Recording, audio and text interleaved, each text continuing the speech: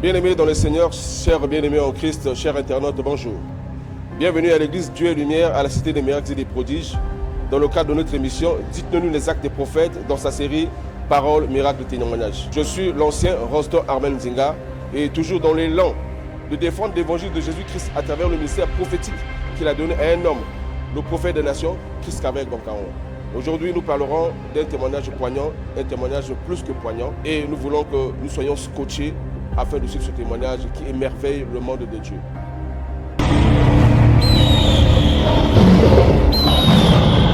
Bien-aimés dans le Seigneur,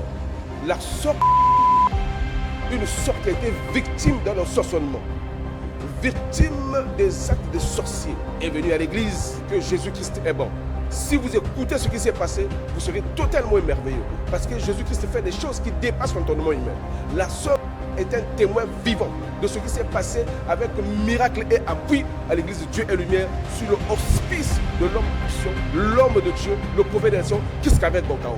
Elle a senti un malaise et ceux qui s'en étaient suivis n'étaient que miraculeux et extraordinaires. Accrochez-vous, vous allez décoller avec nous pour suivre ce témoignage poignant qui va nous édifier, nous, peuple de Dieu. Tango kotina ko mama lobiete ezalaki malamu te alobiete coup de girofle Jésus kotina kati e bongoni e komi Jésus misi est-ce que ko beta maboko est-ce que ko acclamer pour ensemble lokola Jésus kotina kati a coup de girofle elingo lobiete santé nanga o ezalaki ya kobukana o ezalaki ya kobeba lelo ezo est-ce que ko répéter nanga lelo ezo Amalo bete mbala moko akena toilette bien-aimé. Tango kontina zongo. Mama lobete ayoke loko moko ko bimakati nzoto na ye. Mama lobete apreta tozona ngwa tele na tali malamu. Atala be 1000 pattes abimi na nzoto na ye. Est-ce que koko acclamer pour Jésus? Est-ce que koko acclamer pour Jésus?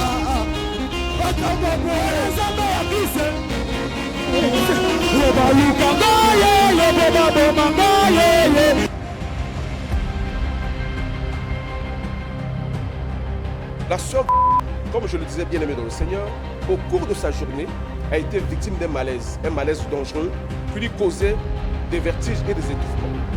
Après consultation médicale auprès d'un docteur et ordonnance suivie d'une demande d'examen de cœur, la sœur ne se sentait pas toujours bien. La sœur décide de venir à l'église chez le prophète des nations, Christ Kavek Bankaon. Dès l'entrée dans le bureau de l'homme de Dieu, la consultation prophétique s'en était suivie d'une détection automatique de la situation. Je vous ai dit que l'homme de Dieu marche avec deux choses, la parole et l'acte prophétique. L'acte prophétique étant une instruction, un ainsi dit l'Éternel, à travers lequel Dieu institue à son serviteur le prophète de faire usage des objets connus pour donner la solution à un problème mystique. La sœur a utilisé, comme l'avait indiqué le prophète, les clous de girofle et le sel que beaucoup critiquent à tort. Et ce qui s'en était suivi était un miracle extraordinaire. Ce qui est sorti de la sœur après cet acte prophétique nous a laissé sans voix, sans plus de commentaires. Je vous envoie au témoignage et on se retrouvera après pour étudier en long et long ce témoignage poignant. Merci. Maman, bonjour.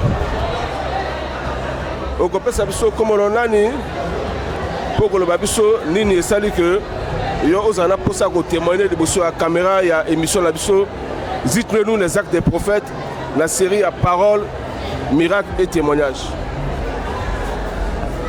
Kombo nangai sœur Dieu lumière. Nangina tatola monene nzambe oyo nzamba asali kati na ngai. Yala ki semaine passée, n'a que se sentir bien té. En tout cas, n'a que sentir étouffement, vertige, palpitation là que ça ngai. Maintenant comme n'a okenda mosala n'a que ça la stage, on a que koma vraiment ya qui passe. Balanga même temps n'a que koma la sentir vertige. Mais on ni les autres la kati na on dirait palpitation, d'autres quoi ma lili mais on ni kaka. Dans la jungle sitôt fallait na kende comment na même dans le médecin basa la ngala moko na sengaki na sala goutte épaisse na tala na tension na tala na glycémie. Tant on a que batalinga glycémie ya qui normal. Na sali tension puis batali ya qui normal. Mais goutte épaisse monte qui n'a pas lu. Fallait pas prescrire nga ba kisi ya traitement a pas lu.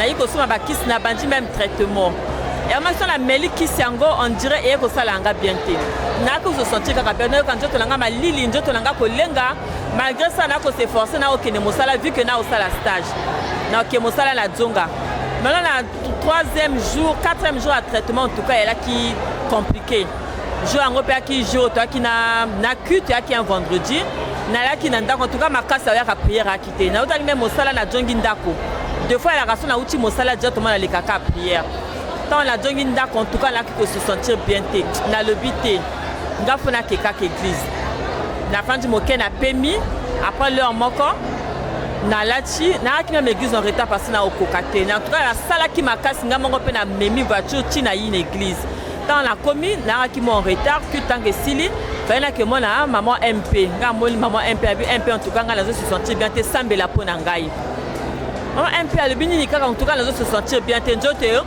et nabi na nzoto et décevoir ngai te après alobi na ngai to mona papa ntia sambela mpo na yo après un moko ye moko pa alobi kaka te na mokoti ko da bureau nga MP fo koti naka na bureau fo na kutana na papa parce que nazoyoka na nzoto na nga oyo ya normal te nazo sentir lokola étouffement ezosala ngai nako obligé kopatiente mpo ekomaki tu na nga bakotisi nga na bureau ya papa papa alobi na nga nini kaka nga papa nazo se sentir bien te fallait expliquer papa na sentir étouffement vertige palpitation ezosanga donc nazoyoka nzoto bien te fallait expliquer papa tenaki nasali examen mais bajonga na palu na meli kisi nayebi te soki ali baréaction ya kisi wana ou soki anini papa na nga te maman wana na palu c'est bien mais waki mpe na attaque palu yango na nsima yango mpe ya na attaque après alobi na nga fukama papa abondeli mpo na ngai ntango abondeli mpo na ngai ayi kopesa ngai clou de girofle apesi yo clou de girofle acte prophétique asali nga acte prophétique apesi ngai yango alobi na ngai lia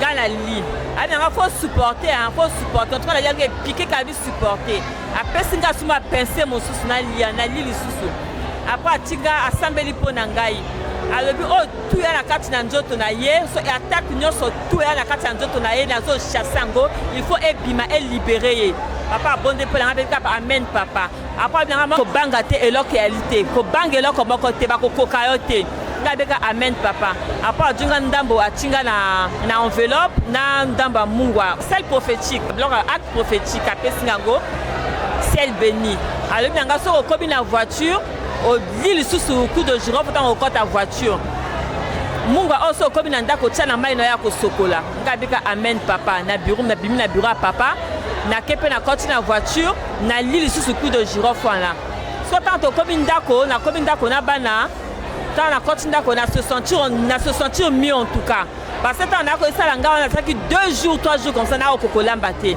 so nayebi ndako nayebi na pema heure moko najwa makasi nalamba en tout cas nalakokoka te le même jour bouton kaka tosalaki prianga na ke ndako na sentir moi mposa kose soulager ntango nakekoti chambre nake toilette na se soulager ntango na se soulager après nalingi na chasse na moni eloko likolo ya mouchoir wana ngai nabwakaki na toilette oyo nini malgré lumière aki na douche en tout cas na moni yango bien nabengi bana boyaka ngai na téléphone bana bayinga na téléphone ntango na ti lombe torche na moni eloko ezotambola oyo nini nakobije nazwa eloko nabimisa yango maboko na crie bana bayi na mbango maman qu'est-ce qu'il y a na moni natie yango na se 1000 pattes en tout cas 1000 pattes ya moker rouge akotambola nalobi oyo nini donc nzoto na bangi mbala moko nzoto elengi nga ndangi na sœur totaki na ye église toyaki na ndenge na ndako na bengi osito na duku na bengi na téléphone ta leloko ebimi nga na nzoto abika mon Dieu oyo likambo nini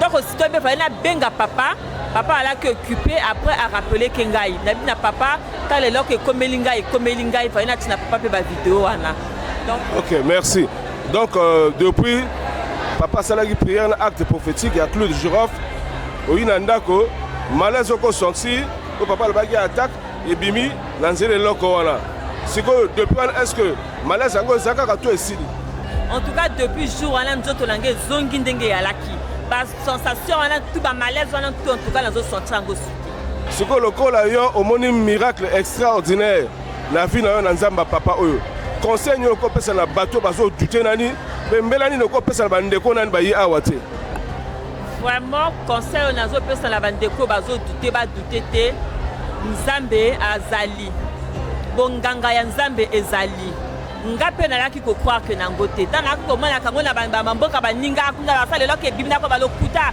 o yaka magie mais tant que bima ki na nzoto na ngama même ta ba témoigner ko le kaka l'église papa motelo ke bimi papa loke sali boena ko baka nzambe na ba miracle mais tant que bimi na nzoto na ngama on dit ko to la bi oui miracle yali et puis nzambe azali. Donc, tu doutes que la monnaie est nzambe te. Ce qui nzambe, après ce qui le quoi mosala nzambe, ou na yo nzamba pona, après c'est acte prophétique, ou après si le kamobe sale la, faut qu'on sale yango, faut qu'on sale yango à la lettre, parce que nzambe azali. Ce que aux autres disent que la Congo est la moto nzamba zusa la otobengi papa Christ Calvaire Goka o mosakolo. En tout cas, na zone Jimango, na Congo ezali na moto nzamba benga, o moto nzamba bimisa, na njimi yango parce que na kati depuis na yi na kati na Dieu et lumière, o nzambe nanga zo sala na ngai, ezo lekela ngai. Na sambela bisika songolo, mais ba ki ko le ba ko bimaka ka me ki ko se réaliser te. Dès lors na tchali ko nanga na Dieu et lumière, en tout cas non surtout ya vie nanga et comme kaka changement mouvement.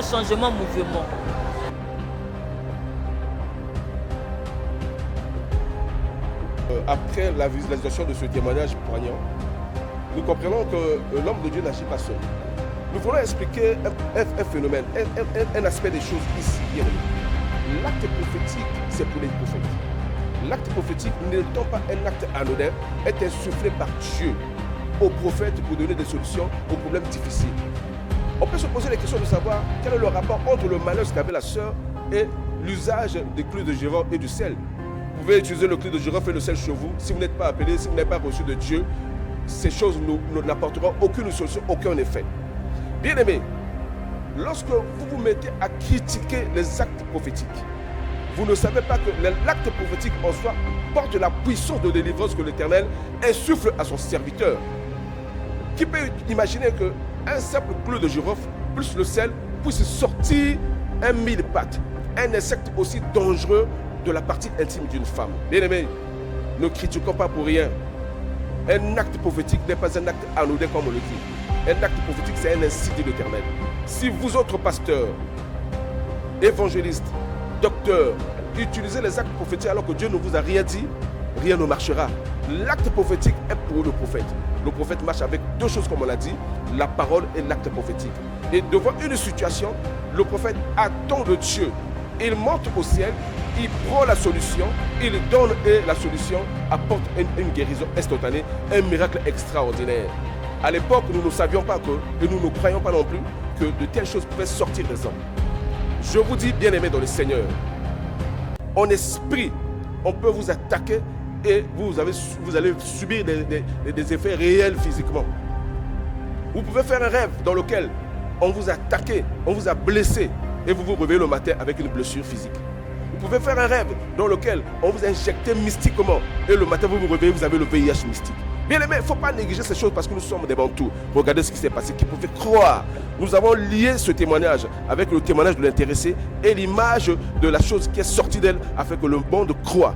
L'Afrique croit, le Congo croit que nous avons encore un Dieu qui est vivant et que Dieu utilise un homme ici, un enfant du terroir, comme un luminaire pour éclairer les autres. Bien aimé, regardez le miracle, regardez ce qui s'est passé. Ce n'est pas du montage, c'est quelque chose de poignant et c'est quelque chose de vrai, bien aimé. Ça se passe ici, au Congo-Brazzaville, dans la cité des miracles et des prodiges, dans l'église de Dieu et Lumière, en Zuri, Intiala. Est-ce que ce n'est pas merveilleux? Est-ce que ce n'est pas bien?